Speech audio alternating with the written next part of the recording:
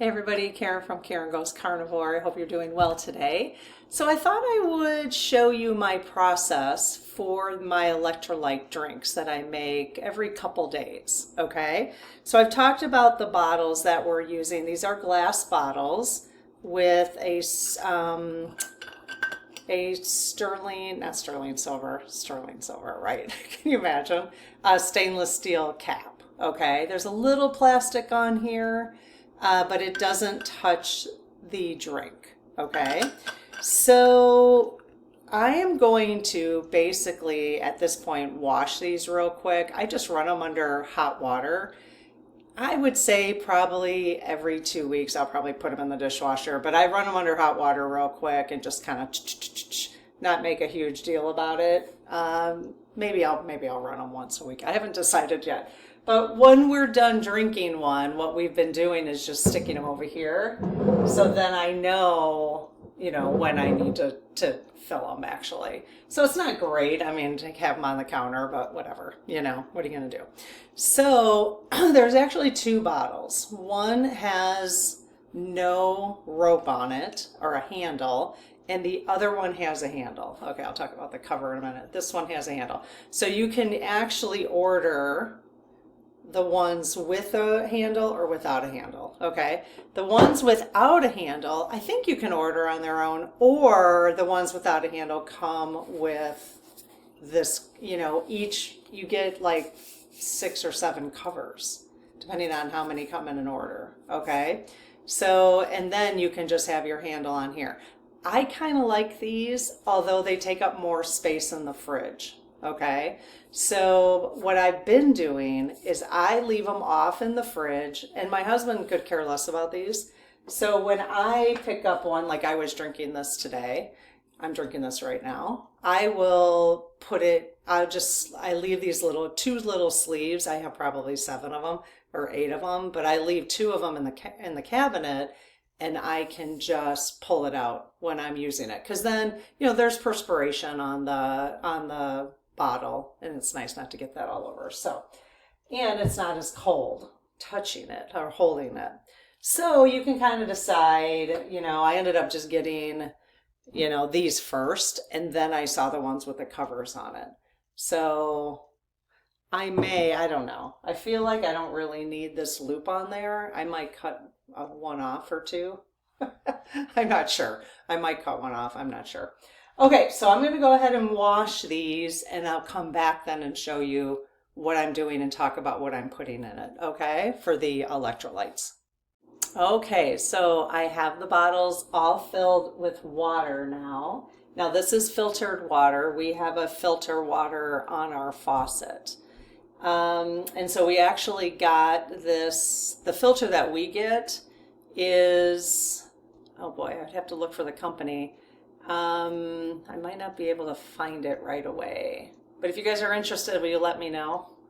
Because they actually we get a filter every 6 months. They mail it to us automatically, and it was pretty easy to install under the sink. It was not that easy for my husband, but we were able to find somebody else to install it. And they send us a filter, and it has to do with the area we live in and the issues with the water in the area that we live in.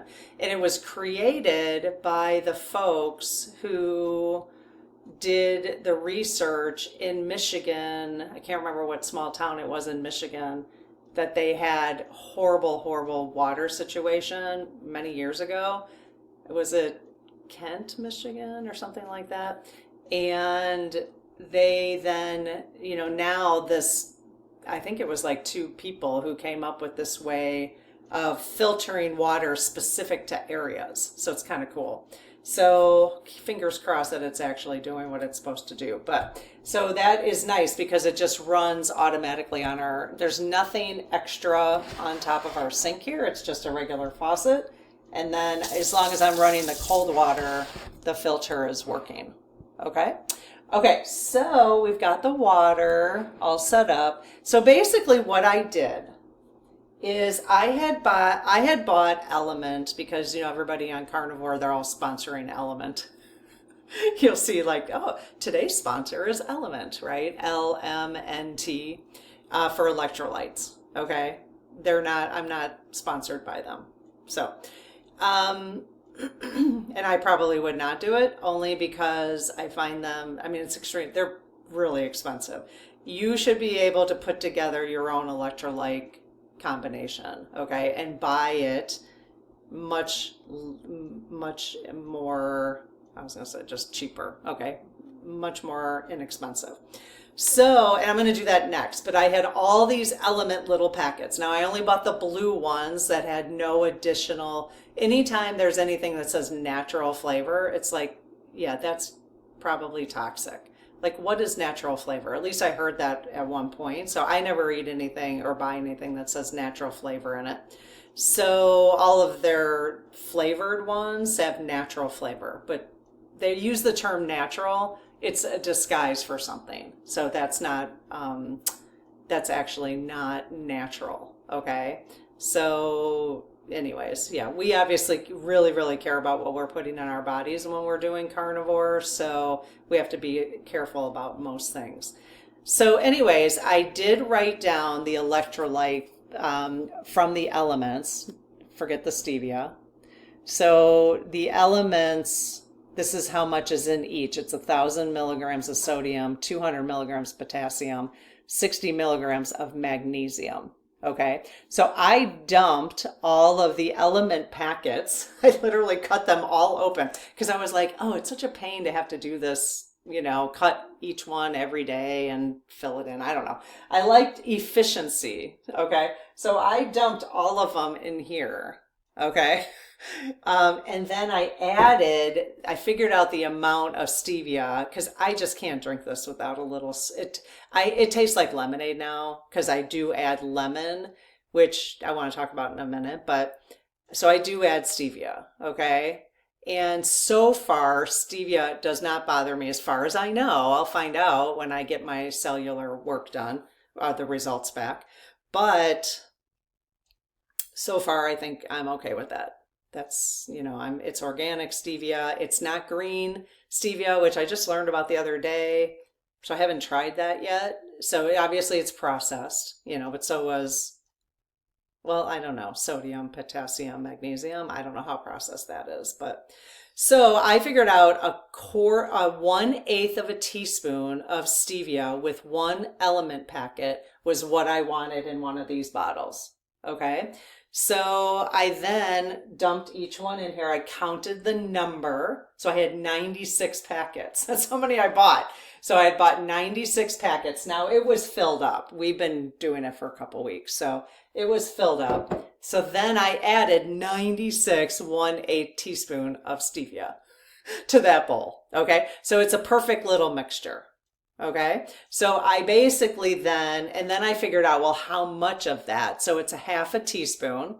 So so you just have to do some math depending on how much you want. Okay, so I'm not going to buy element packets again. I'm going to go ahead. I actually bought potassium already because I think I need a little bit more potassium than I'm getting. Magnesium is fine in here because I take magnesium at night before I go to bed, but I do not take potassium supplements. I'm kind of wondering if I should. I do still get a little crampy, like in my feet and my legs. Every once in a while, I'll get a little crampy. So I'm wondering if 200 milligrams of potassium a day is not enough. I'm not sure.